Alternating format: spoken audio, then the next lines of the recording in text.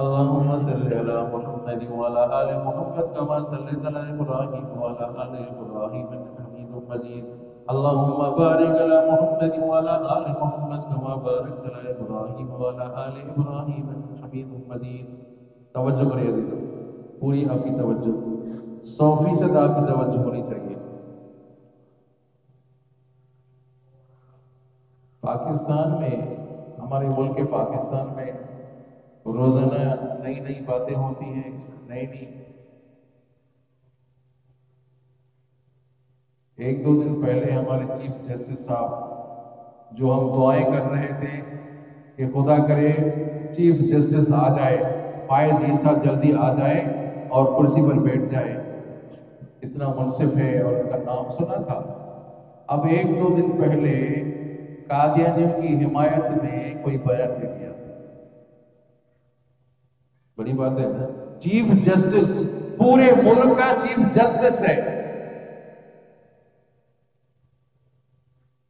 کیا کہا کہ قادیانی بھی اپنی تبلیغ کر سکتے ہیں، قادیانی اپنی تبلیغ کر سکتے ہیں. پتا ہے آپ کو، جو قادیانی تھا جس نے نبوت کی دعویٰ کی، وہ دجال ہے، وہ کافر ہے، وہ مرتد ہے. سارے کہہ دو، سارے کہہ دو قادیانی جو کافر ہے، سمجھا نہیں، مرتد ہے. جب پتا بھی ہے آپ کو، اس کے باوجود آپ نرم گوشہ رکھتے ہیں قادیانی کے لیے. آپ اپنے جو پہلے گزر چکے چیف جسٹس، ان کے فیصلے تو دیکھیں، ان کے فیصلوں میں کیا ہے. پاکستان کا آئین تو دیکھیں، جب پاکستان کے آئین میں قادیانی کافر قرار دے چکے ہیں، دے چکا، آئین ان کو کافر دے چکا ہے. مسجد نہیں بنا سکتے، تبلیغ نہیں کر سکتے، تو کوئی جج اجازت ان کو نہیں دے سکتا. کوئی جج ان کو اجازت نہیں دے سکتا، چاہے چیف جسٹس ہو. جب آپ صلی اللہ علیہ وسلم کے نبی کی شان میں کوئی گستاخی کرے اور وہ تبلیغ کرتے رہے، پھر مسلمان سنتے رہے، یہ کون سی مسلمانی ہے؟ بھائی کوئی تبلیغ کرے، قادیانی تبلیغ کرے، کتابیں بانٹ رہے ہیں، قرآن پاک تحریف کر کے بانٹ رہے ہیں، تقسیم کر رہے ہیں، سب کو پتا ہے. اب ان کو چھوٹ دے دے، اجازت دے دے، پھر مسلمانوں میں غیرت تو نہیں رہی. آج ہی مانک تھا، 1960 کا واقعہ ہے. پاکستان ابھی تازہ ہوا تھا، 1960 کا واقعہ ہے.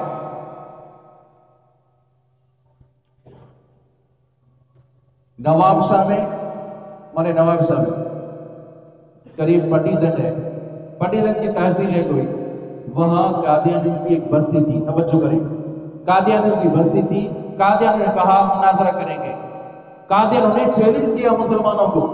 مولانا لال حسین اختر رحمۃ اللہ علیہ قبر پر رحمت کی نازل فرمائے، ختم نبوت کے بڑے عالم تھے، بڑے مبلغ تھے، وہ بھی آئے، سندھ کے بڑے بڑے عالم آئے. تو علماء کرام نے فرمایا کہ قادیانی دجال تھا، کافر تھا، مناظرہ ہو رہا ہے قادیانی کے ساتھ. تو قادیانی جب یہ ہوا تو قادیانی کی زمینیں وہاں تھی، قادیانی کے لوگ تھے وہاں. تو قادیانی ایک کا نام تھا عبدالحق قادیانی، وہ کھڑا ہو گیا، اس نے کہا کہ تمہارا نبی بھی تو ایسا تھا. اللہ اکبر، کہہ دو استغفر اللہ، استغفر اللہ ربی من کل. تمہارا نبی بھی تو ایسا تھا، تمہارا نبی بھی تو ایسا تھا. باتیں کرنے لگا تو لوگ جو بیٹھے تھے اٹھ گئے، شور ہو گیا، بوتوں کے اٹھ گئی، کنٹرول ہو گیا. یہ حاجی مارک چلا گیا گھر، اپنے گاؤں چلا گیا. اس کا گاؤں ہے خیرپور، ضلع خیرپور میں. خیرپور کے رہنے والے پوچھیں کہ واقعی بھائی حاجی مارک تھا. آج خیرپور کے ساتھ علاقہ ہے گمبٹ، وہاں رہنے والا تھا. اب یہ بات آگ کی طرح پھیل گئی کہ مناظرہ ہوا، وہاں مسلمانوں کے خلاف قادیانی اٹھ کھڑے ہوئے ہیں، اور قادیانی نے کہا کہ تمہارا نبی بھی ایسا، تمہارا نبی بھی ایسا. مسلمان میں جوش تھا، جذبہ تھا. حاجی مارک جو گھر آیا، گھر والے کو کہا کھانا دے دو، کھانا نہیں دیا. بیٹی رو رہی، بیٹیاں رو رہی ہیں، بھئی کیا بات ہے؟ کیا بات ہے؟ اب رو رہے ہو؟ کیا بات ہے؟ کہ تمہاری سفید داڑھی ہے، 60 سال کی عمر تھی، 60 سال کی عمر حاجی مانک کی، نبی کے شان میں اس نے گستاخی کی، عبدالحق قادیانی نے گستاخی کی اور تو واپس آ گیا۔ کیا بات ہے عزیزو؟ عورتوں میں جذبہ تو دیکھو، اس عورت میں جذبہ تو دیکھو، ان بیٹیوں میں جذبہ تو دیکھو کہ قادیانی نے نبی کے شان میں گستاخی کی، آپ صلی اللہ علیہ وسلم کے شان میں گستاخی کر تو سن کر واپس آ گیا۔ ابھی حج کر کے تو آیا تھا، نبی کے روزے پر حاضری دے کر ابھی آیا ہے، تو ان کو غیرت دلائی۔ کس کو؟ عبدالحق کے خلاف اس نے حاجی مانک کھڑا ہو گیا، حاجی مانک کو غیرت دلائی عورتوں نے، گھر کی عورتوں نے، وہ لاڑی تھی گلابی کو خوب تیز کیا۔ عبدالحق قادیانی کھیتوں میں کھڑا تھا، جیسے ہی کھیتوں میں کھڑا تھا، خبردار نبی کا دشمن ہے، تمہیں نہیں چھوڑوں گا، ٹکڑے ٹکڑے کر دیا۔ کس کو؟ عبدالحق قادیانی کو۔ کس نے؟ حاجی مانک نے۔ یہ دونوں سبحان اللہ رحمت اللہ علیہ، سفید داڑھی ہے، 60 سال کی عمر ہے، پکڑا گیا اور وہ سپاہی رو رہے تھے کہ ہم عاشق رسول کو کیسے گرفتار کریں۔ جب آیا قریبی تھانہ تھا، وہ جو تھانے دار تھا،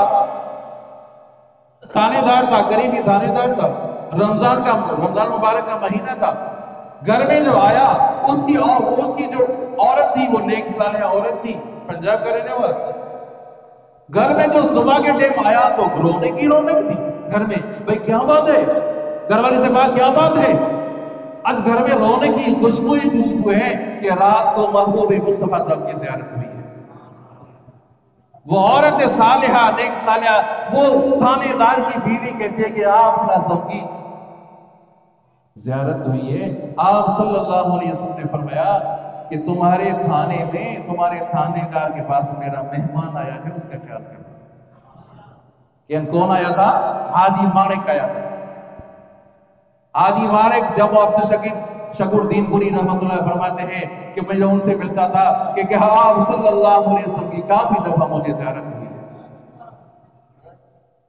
قادیانی کو کیسے برداشت کریں گے کہ کھلے عام وہ تبلیغ کریں؟ آپ برداشت کر سکتے ہیں؟ آپ کہہ دو تو چیف جسٹس نے اگر یہ کہا ہے قادیانیوں کے لیے نرم گوشہ رکھتا ہے تو ہم اس کی مذمت کرتے ہیں۔ سارے کہہ دو ہم اس کی مذمت کرتے ہیں۔ واپس دینا پڑے گا اپنا بیان۔ عبداللہ تھا ہزارہ کا رہنے والا، کراچی میں عدالت لگی، ایک عدالت میں ایک شخص کو لایا گیا جس نے آپ صلی اللہ علیہ وسلم کی شان میں گستاخی کی تھی، لایا گیا۔ عبداللہ تھا ہزارہ کا رہنے والا، جیسے ہی وہ عدالت میں کھڑا تھا خنجر کے وار کر کے جہنم رسید کر دیا۔ جج دیکھ رہا ہے کہ تمہیں اس کو مارا، کہا میں نے مار دیا۔ یہ کیوں مارا؟ کہ تمہارے اوپر جو تصویر لگی ہوئی ہے جارج کی، اس کو اگر کوئی گالی دے تم برداشت کرو گے؟ کہ برداشت نہیں کروں گا۔ کہ اس نے نبی کے شان میں گستاخی کی تھی، میں کیسے برداشت کرتا؟ تاریخ تو پڑھو، غازی عالم دین شہید رحمت اللہ علیہ، وہ کہتا ہے میں ٹانگے پر 4 آدمی بیٹھنے کے لیے تیار نہیں ہوتے تھے، جب راجپال کو جہنم رسید کر دیا، شہید ہو گیا غازی عالم دین، لاکھوں لوگ ان کے جنازے میں تھے، لاکھوں لوگ ان کے جنازے میں تھے۔ کیوں لوگوں کو مجبور کرتے ہو بغاوت پہ؟ چیف صاحب اگر آپ کی کرسی پر کوئی اور جج بیٹھ جائے تو آپ برداشت کریں گے؟ چیف جسٹس ہمارا پورے ملک کا چیف جسٹس ہے، اس کی جگہ پر کوئی اور جگہ بیٹھ جائے، برداشت کریں گے؟ کون برداشت کرے گا؟ نبی کی شان میں کوئی گستاخی کرے، کوئی برداشت کرے گا؟ کوئی مسلمان برداشت نہیں کرے گا۔ عزیزو، ایک بات، دوسری بات اور تیسری بات، ملک میں الیکشن ہوئے، پتا ہے آپ کو چیف جسٹس کو سو موٹو لینا چاہیے تھا۔ سندھ کا چیف جسٹس، اللہ اکبر، اللہ تعالیٰ ان کو عمر دراز دیتے، ان کے لیے دعا تو کرو۔ چیف جسٹس نے کہا، سندھ کے چیف جسٹس نے کہا ہے کل، اگر الیکشن میں دھاندلی کرانی تھی تو الیکشن کیوں کرائی؟ پہلے سے ہی مقرر ہے کہ فلاں گورنر ہوگا، فلاں یہ ہوگا۔ اگر داندلی کرانی تھی تو الیکشن کیوں کرائی؟ مجھے پتا ہے آپ میرے علاقے میں جائیں، شکارپور، خانپور، گندھکور، سمجھا دیں، یہ ہماری سیٹیں جیتے ہوئی سیٹیں ہیں، ہمارے پاس رزلٹ موجود ہے، 45 رزلٹ موجود ہے، 45 فارم جو ہے رزلٹ موجود ہے، اور اعلان کسی اور کا ہوگا۔ 15-17 سیٹیں، بنو عاقل سیٹ ہماری، گھوٹکے کی سیٹ ہماری سیٹ ہے، ٹول کی سیٹیں ہماری سیٹیں ہیں۔ ان سیٹوں پر ان کو لایا گیا جنہوں نے پیسے دیے ہیں کہ ان لوگوں کو بغاوت پر مجبور کرتے ہو، تو خدا کا خوف کرو۔